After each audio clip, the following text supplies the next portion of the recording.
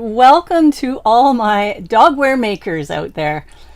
Today I am talking about a subject that I absolutely adore, and that is all about sustainability. And I'm talking particularly today about the sustainable dogwear trends and fashions for 2026. So I'm going to be talking about different fabrics, different styles, and also different tips for how you can start making sustainable dogwear.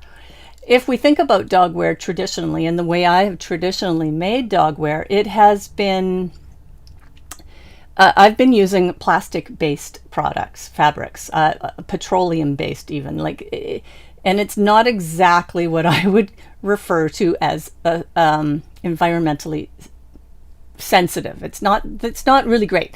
So that is typically what dogwear is made of. Now, because this has always made me a little uncomfortable, I have always tried to source my fabrics in secondhand stores, dead stock, things like that. But I wanted to just dive a little bit deeper into different ways that you can use sustainability as a trend for your dogwear fabrics in 2026. So whether you are sewing for your own dog, or whether you are creating patterns for other makers, or perhaps you're even creating a small batch run of dogwear yourself that you sell, this whole topic is really key for you, because sustainability is just a big trend coming forward in 2026. So I'm super excited to talk about this. So I want to kind of go over what's changing, looking at last year's trends and how they are evolving this year, and also talk about well, let's just get into it. So the big shift, sustainability is evolving. Like in 2025, you would hear a lot of buzzwords like eco-friendly and sustainably produced. And this is great. These are still really good terms. But this year coming in 2026, it's really more focused. The trends are going to be more focused around craftsmanship and longevity, and about more natural fabrics. Like when I say old, I meant like more traditional fabrics and natural fabrics, wools, cottons, waxed canvas, things like that are a little bit more old school. They're not these newfangled developed products. They are traditional weaves and traditional fabrics. So this is actually a really big trend, and it's super exciting because I just love this. So instead of think about quality instead of quantity. Think about tactile, the feel of the fabric instead of trendiness, and think about slow made instead of mass produced and fast made. Like, these are the trends. So there is a huge opportunity, as far as I'm concerned, for the dogwear makers. Making dogwear takes quite a long time.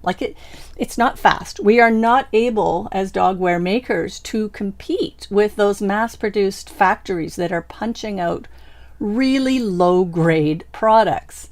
But as I said, the trend now, people are looking for quality, and they're looking for locally produced. And so this is such a huge opportunity for us. So looking at some of the fabrics and the material trends that I see coming, some of the big trends, as I was already saying, are natural fibers. Also recycled blends. There is a product which I love the name of, called EcoPet.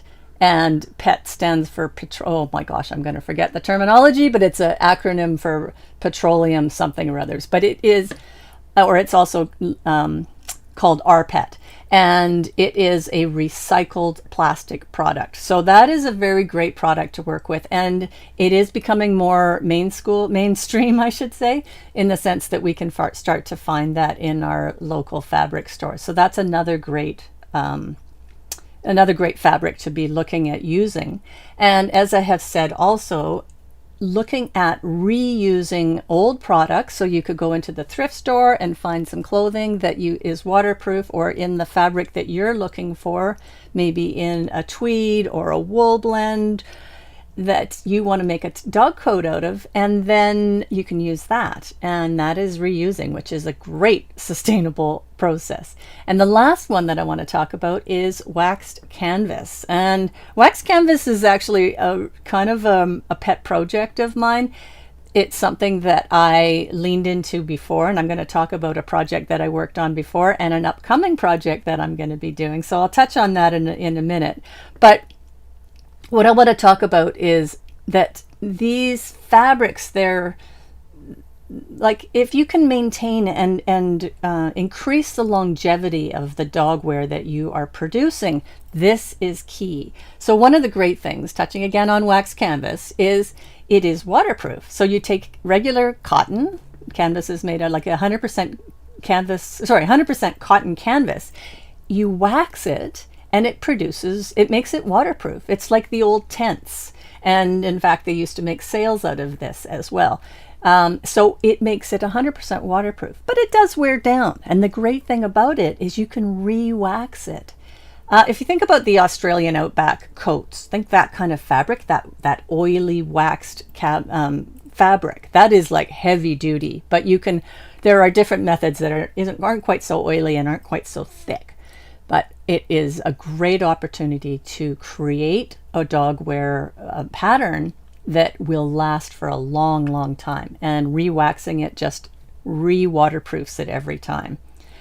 And a real mindset that I want to think about, and I think that this is the trend, is that it's not disposable. If you think about, honestly, I've gone into I'm not going to name any stores, but I go into pet stores or into big box stores, and I will see lines of these coats. But they're number one, they don't necessarily fit. So people will buy a dog coat thinking, okay, my dog's a medium, they'll try it, and it doesn't fit. They may re-gift it to somebody, but very often what happens is it gets thrown out. Or it gets torn, put back in the back closet, and it never gets used. And then they'll go out and buy something else. So that's the great thing about handmade clothes. If you're making it for your own dog, or if you are making patterns, you can give instructions, or you can give yourself instructions to customize it so that it actually fits the dog, which is such a great thing about making. But even if you are selling your dog coats, having this idea of making it out of a fabric and materials that have long life to them, that is the key.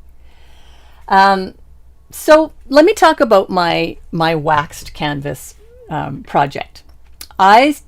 Before, like a while ago, last year, I created this dog bag. This is a dog walking bag, and it sort of goes over your, let me see, like that kind of thing. It goes over your shoulder. It's meant to just hang there in front of you, and you have a couple of different pockets in it. I lined it. I've got a couple of different areas in it for dog treats up top, and then other things down here. It's got a zipper that closes that whole area off. I've also got a little pocket here for putting the cell phone in. I've added a little spot down here for hooking things onto. And up here, where is it in the camera? Here, I think. Yeah, here is, you can actually put dog bags in here. So you can have your dog bags, your poop bags coming out here. I've added some leather trim. I've added brass kind of finishing. So I've got a brass zipper on it. It's kind of a heavy duty.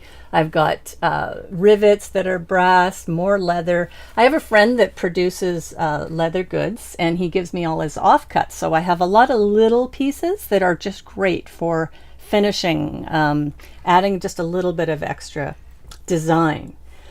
So this was my project, and I loved it. And I learned a lot from doing this, but what I will show you now is the backside. So the not so pretty side. As you can see, that is the lining. And so the backside, this is what was always rubbing up against my belly. And I learned from this experience that I was using too light a fabric. I was using probably about a 7-ounce 100% cotton, and I would up that to somewhere between 10 and 12-ounce cotton, 100% cotton, or a canvas. I also didn't re-wax it. So that's the great thing. As I said, you can re-waterproof things, but also it adds, it builds an extra structure into the fabric itself, which makes it stronger. So I didn't re-wax this. I also would put a different panel on that back. I would put something a little stronger, I think, onto that back side, just because it was such a high wear area. Now, again, I used a way too light fabric, so that area on the back, even though it is a high wear area, it may not have broken down if I had used like a 10 or a 12-ounce canvas instead. But this was such a fun project. And so just to touch on, in 2026, I am going to be creating a documentary style kind of YouTube. It'll all be on YouTube, but I'm just going to document my process as I go through making dogwear out of wax canvas. So I'm going to be investigating and experimenting with different techniques, different weights of canvas, the different waxing methods, whether it's paraffin based, which is a petroleum product, or whether I can go with 100% natural beeswax and linseed oils. And there is a great, you can buy wax already pre-made, or you can make your own. So I'm going to experiment around that. Just touching on this again, if I show you, I don't know if you can really tell on the camera here, but it's kind of yellow, and this used to be quite a bright blue. So what I think has happened, I used beeswax with this. So I think what happened is it starts to get this kind of yellow. It has a beautiful patina to it. It's almost like a suede or a leather itself. But the yellow, I think, has come from the beeswax. So I used a yellow, like a natural beeswax that had the yellow in it. But you can buy beeswax that has that color removed. So that might change. So these will be some of the experiments that I'm going to play around with. If this is of interest to you at all, comment down below with the term waxed canvas, and I will make sure that you find out when this goes live next year, and it will be a series of videos, but I'll let you know when it goes, when I start this project. And make sure that you subscribe to my channel and hit the notifications bell for making sure that you are alerted every time a video goes live, so that you don't miss this. So what I want to think about, just going back to the trends and the fabrics and things for this year coming, for 2026, think about sustainability instead of shopping for new fabrics. Again, what can you use? Now, like, as I touched on before, I think, yeah, I did. It's coming back to me. Are there dead stock supply stores in your local area? Also, there are a lot of dead stock supply stores online. So you can either go into a store perhaps, but you can also, if there's nothing local for you available, there are lots of dead stock supply stores that are available online. And I am going to touch on that in a moment. But if there are no dead stock places in your area, go into your regular fabric store and look for the remnants and the discount areas and the end of roll materials. These are fabrics that are destined ultimately for the landfill. So this is a great place to shop. And by doing this, you are making sure that those fabrics are not thrown out. And also, by buying from those old remnants and the end of roll stock, you aren't driving the new fabric mill, for lack of a better word. You're not driving that new fabric need, because you're using the old stuff. So this is really important, because you're actually sending a message to the producers. I live in Vancouver, BC, and I am so fortunate to have 3 amazing stores that I shop in all the time. One is called Our Social Fabric, and they sell dead stock fabrics that come from the film industry, from local outdoor gear producers, and the like that, and also from other makers. People donate their fabrics to our social fabric, and then they and also other finishings, threads, zippers, Velcro, everything you can imagine. They resell that, they package it up, and they resell it. And that's actually where I've been buying my fabric from pretty much since I started Scouterwear and making Dogwear. So I have been trying to use dead stock as much as possible. There's another store in town called FabCycle, and this is fabrics that come from the fashion design area. And so they are a little bit more fashion forward, whereas our social fabric is a little bit more geared towards outdoor fabrics.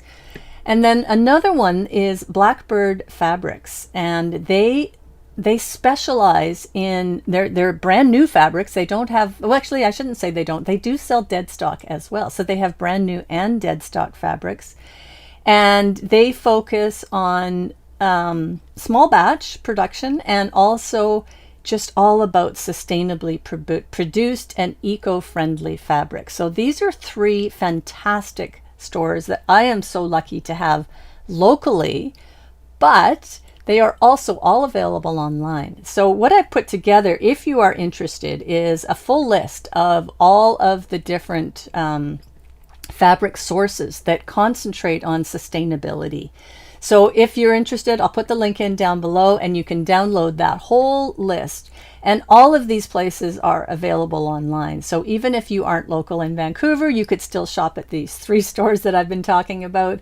But there's also places like the original people that, I don't know if they are the original, but they go way, way, way back to, I think, the 1800s in England. I've forgotten the name of the store right now, but they produce wax canvas amongst other things. And they also have their own line of the wax that you can use to wax your own canvas. This is a great resource. So and it's about for places across Canada, across the USA, and also abroad. Lots and lots of different locations and opportunities. So check for the link down below, and you can download this for yourself if you're interested. So some things that I want to touch on, some trends to watch for 2026. Watch for fabric textures. Textures really big this year.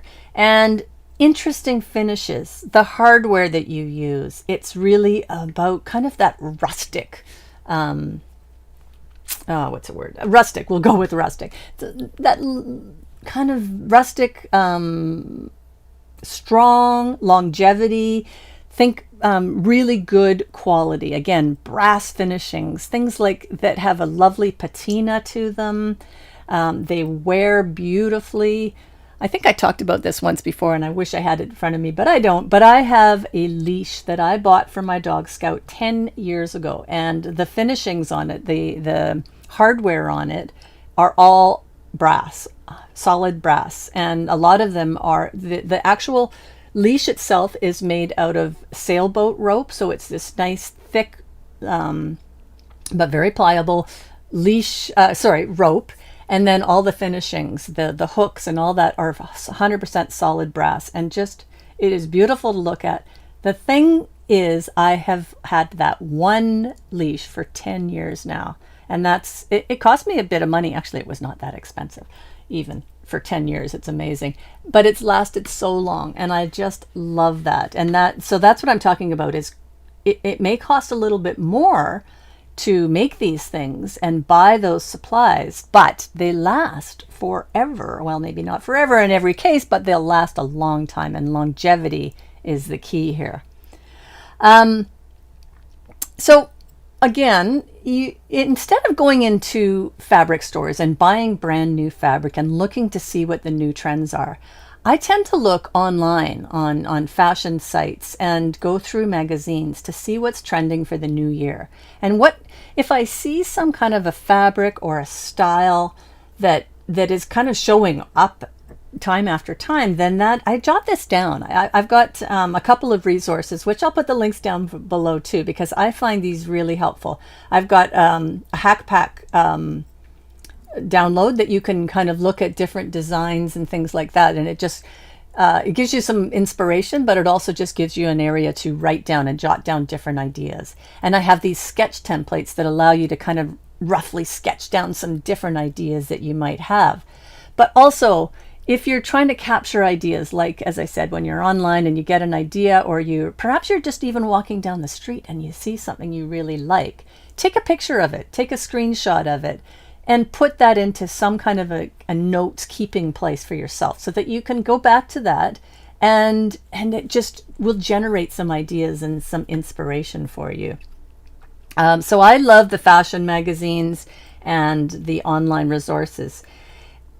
If you start seeing, so some of the things that I've been seeing are, as I said, waxed canvas, twill, organic fabrics, denims. Denims are really big. And these are some of the trends and the shifts that I'm seeing in what we're looking at. So some other features, some other things like design styles that I've also been seeing, as I said, is the use of hardware, rivets, these kind of rustic, I don't know, I keep coming up with rustic, I can't think of the other word I'm looking for, but these hardware pieces that give it that kind of strength and longevity look. I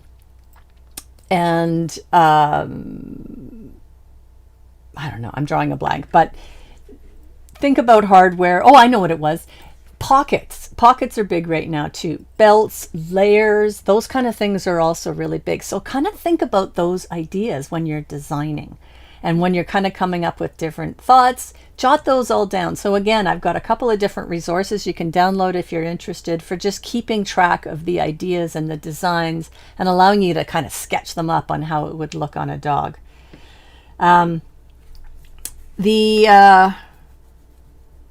The idea, I think, behind this is that, like, one of the things that I wish I'd really thought about when I first started designing dogwear, I wanted to innovate. Every time I saw someone with a dog, I'd look at their dog coat, and sometimes if I knew them well enough, I'd even say, hey, can I take a look at how that thing is constructed?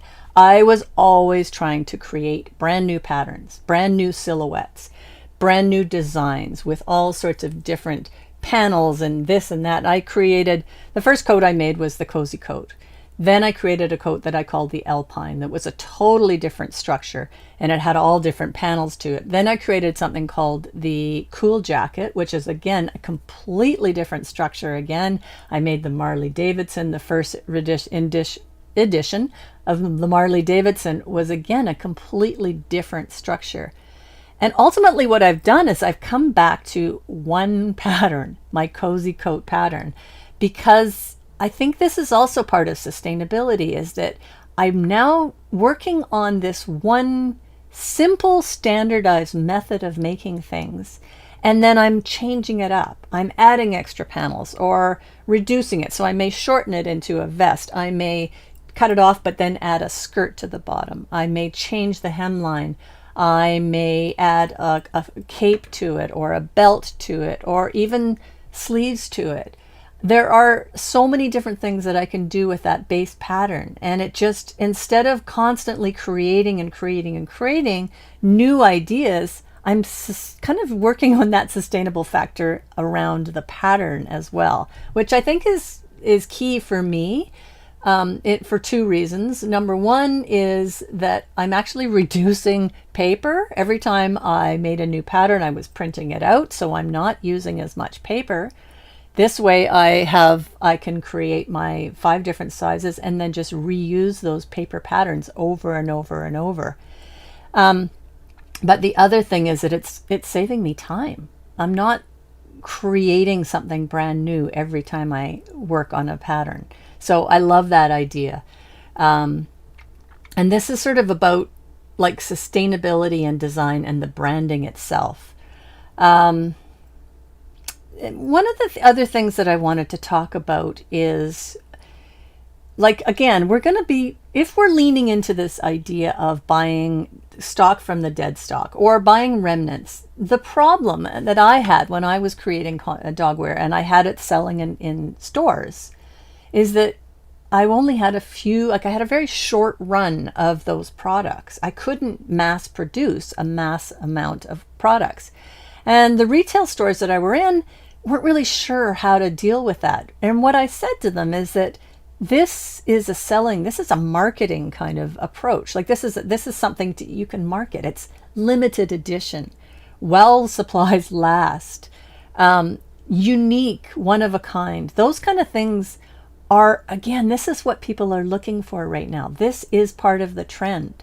They're looking for things that are not mass produced, that they're one of a kind, that they're maker made, that they are handmade, that somebody, a human, actually produced this. That's the kind of thing that people are looking for. And so I think that this is just such a strength and such a great thing that we as makers can lean into and add that to your story. You know, if you are making, let's say you're selling and you're making dogwear and you're selling it, add a tag to it and tell people this product is made from dead stock fabric that came from this store. It is a limited edition, short run batch, small batch. People love that kind of stuff. I mean, this is what people are leaning into. So make the story about this. Lean into that. The dead stock, it's saved from the landfill. I mean, that, again, people love to hear this. If we're talking about the waxed fabric, if you're making a coat out of those waxed canvas, you can upsell, like you can sell them the extra thing of wax that they can reproof. And again, that's part of the strategy and the selling. Give them care instructions so that they know how to take care of their product, and they can reuse it, and it increases the longevity of that product. So that's all part of the story, and that is really part of the marketing that you are doing. There's a line that I love, that is, it's not wasted until, oh man, I've forgotten it. But it's not wasted until you waste it. So it's not like nothing out there is wasted until you throw it out. So just think about how you can find ways of recycling and repackaging and reusing and remnants and things like that. Like just lean into that. And that is the story, and that is the trend. So just to wrap things up, this is all about kind of leaning into that story of sustainability and texture and warm earthy tones and longevity and like rustic hardware. These are the kind of trends that people are looking for, and that's really, really going to be big. Again, use materials, your fabrics, your hardware, things like that have a really long life to them. Think longevity. Also make the most of what you have. Like if you're like anything like me, you've got a whole area of scraps. Think about how you can use those. Can you use those as trims? Maybe your collar, if you're doing a jacket with a collar on it, you could make that collar out of one of the trims, like a scrap piece that you've got. As I said on that bag that I made, I have trims from my friend that does leather work. So I add leather to it that would have normally, these are just way too small pieces for him that he would never be able to use, and he was just throwing them out. So being able to use things like that, reuse things, that's great. Design with a story and a purpose, and lean into that story and share that story, because that's what's going to make your products memorable, whether they're patterns, whether it's something you're making for your own dog, or whether you are actually doing clothes that you are selling for dogs. I think that's all that I wanted to share with you today. Again, if you are interested in this big documentation, this documentary, so to speak, that I'm going to be doing on wax canvas in the new year, comment down below with the term waxed canvas, and I will make sure that you know. And again, you'll need to subscribe, and best case scenario is you turn on notifications so you are notified when I do, when this starts up in the new year. But just remember that slow made is the new fashion trend for 2026. So lean into that and just show that off. Tell people what this is all about and that that's what you're into, and people will respect that, and it will help to make a name for you and your brand. So thank you very much for joining me today. I will be here next Thursday. I am live every Thursday at 11 a.m. Pacific time. And I would be happy to answer any questions. If you have any questions about this episode, feel free to comment down below. I will also add my email down below, where you can email me directly if you'd like. And if you ever have any questions that you want me to cover in a future episode, please do let me know, because I'm always looking for ideas and looking for what kind of things people are struggling with or looking for inspiration around in their dogwear making journey. So thanks again for joining me. I really appreciate it, and look forward to seeing you next week. All right, bye-bye.